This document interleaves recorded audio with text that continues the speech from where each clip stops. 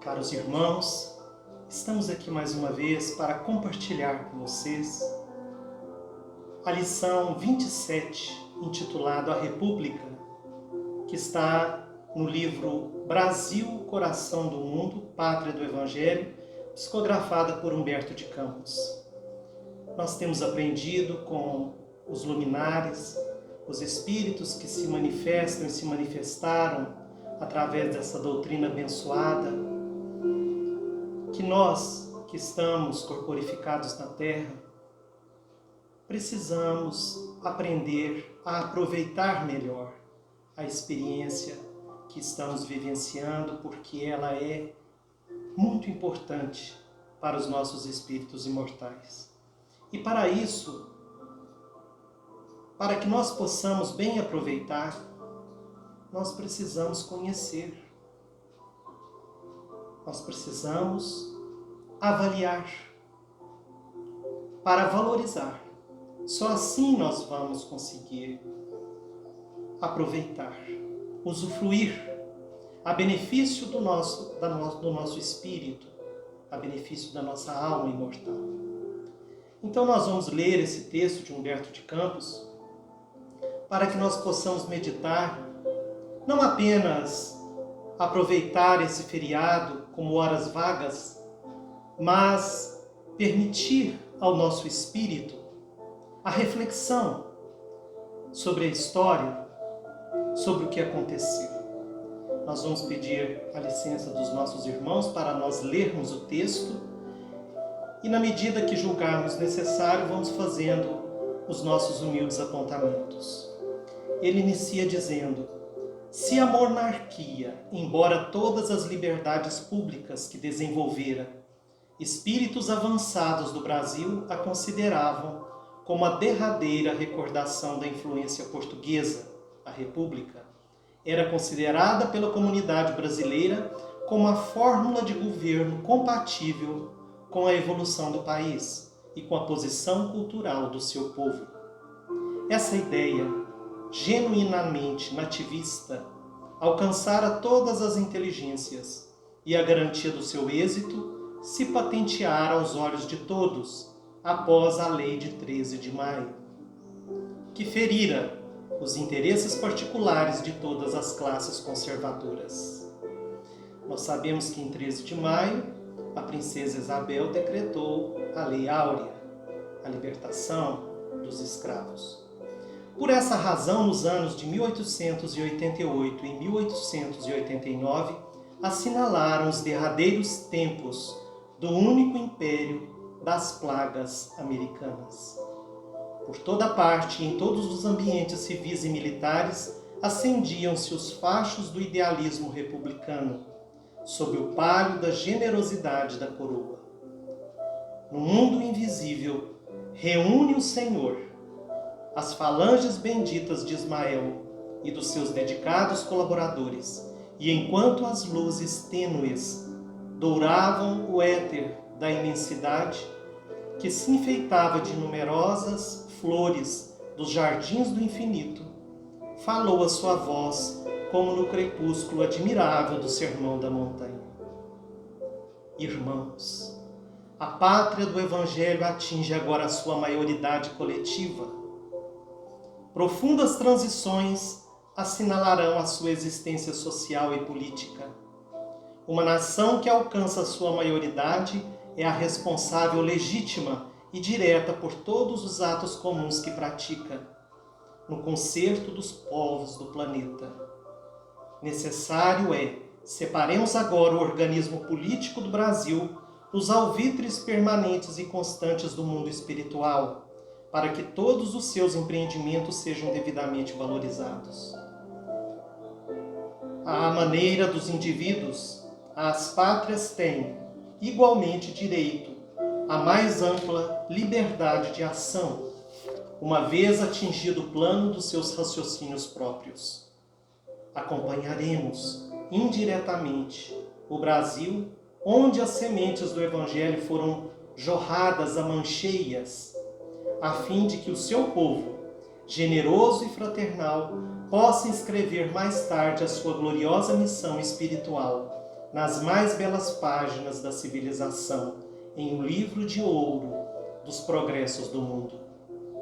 Seus votos evolutivos, no que se refere às instituições sociais e políticas, serão carinhosamente observados por nós, de maneira a não serem obstadas as deliberações das suas autoridades administrativas no plano tangível da matéria terrestre.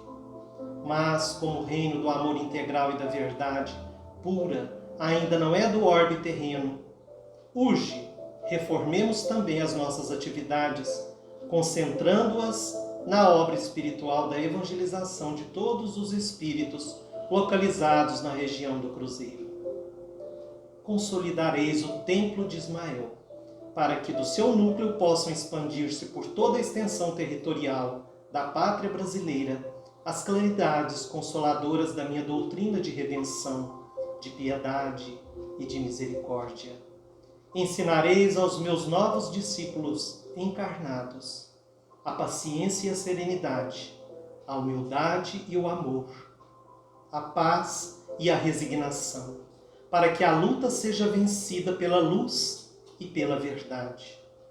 Abrireis para a caravana do Evangelho, que marcha ao longo dos caminhos da sombra, a estrada da revolução interior, cujo objetivo único é a reforma de cada um.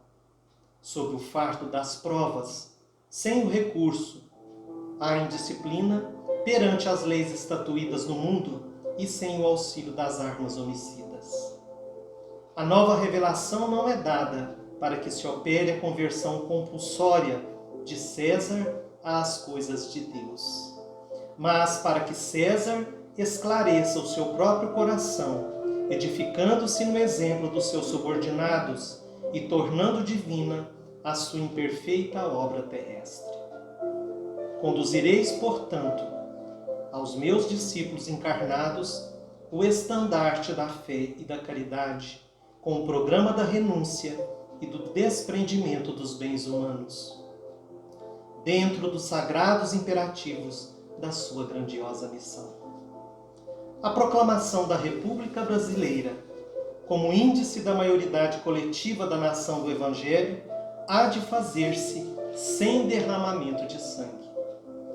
Como se operaram todos os grandes acontecimentos que afirmaram perante o mundo a pátria do Cruzeiro, os quais se desenvolveram sob a nossa imediata atenção.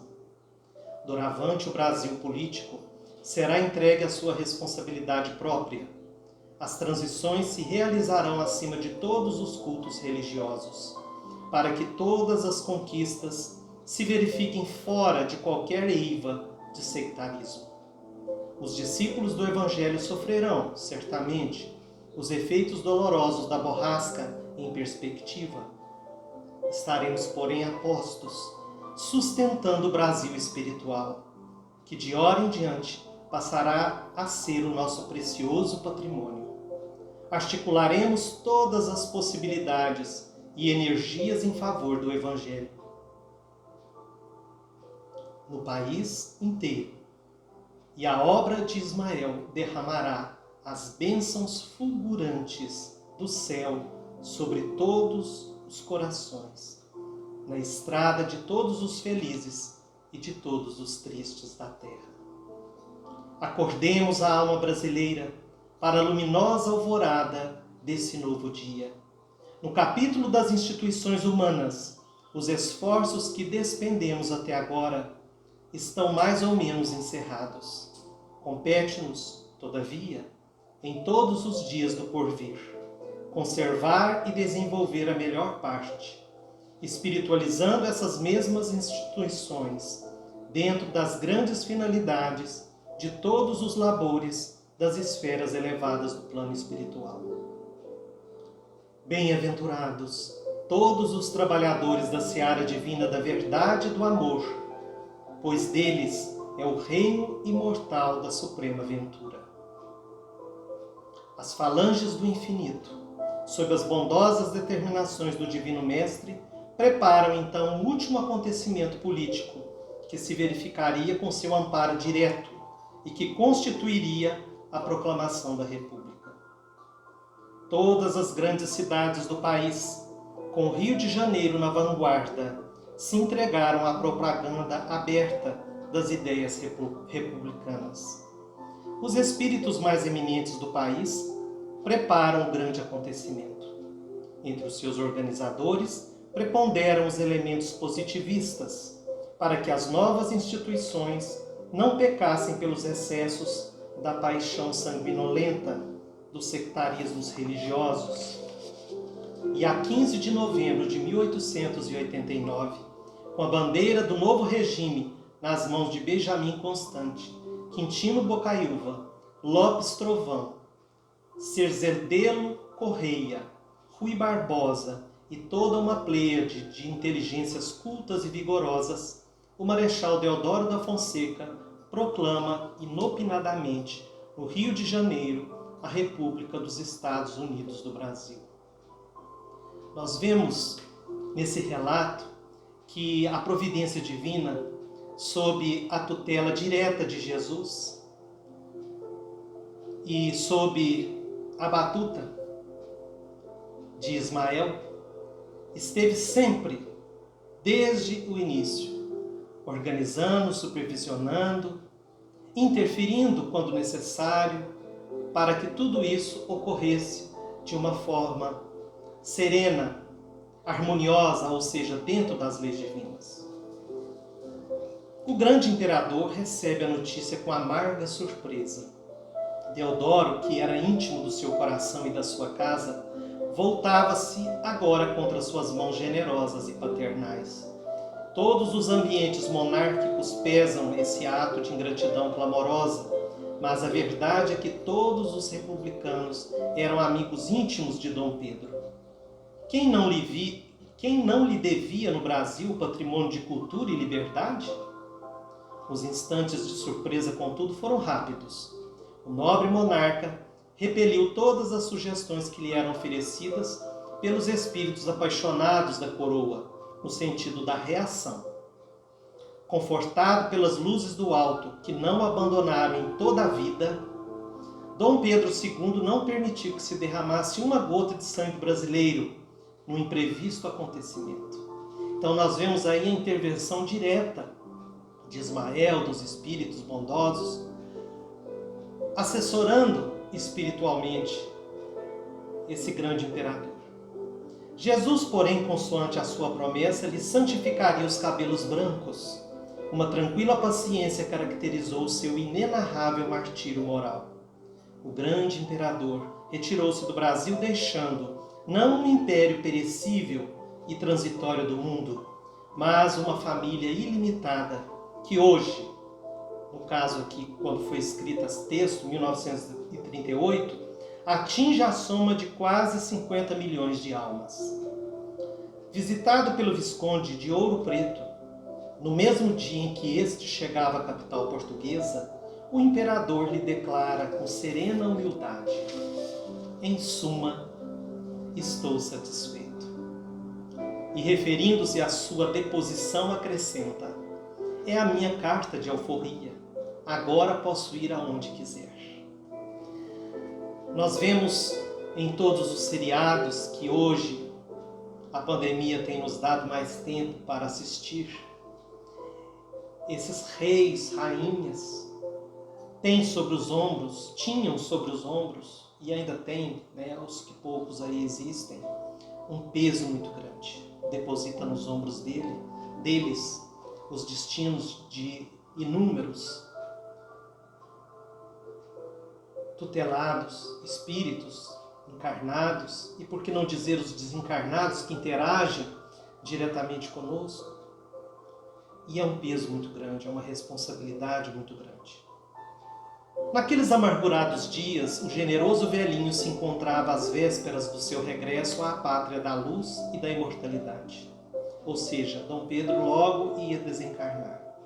No Brasil iam ser continuadas as suas tradições de amor e de liberdade pelas forças militares, que a seu turno as entregariam aos grandes presidentes paulistas.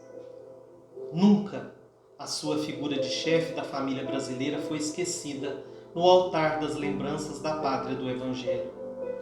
E não foi só o Brasil quem lhe reconheceu a inesquecível superioridade espiritual.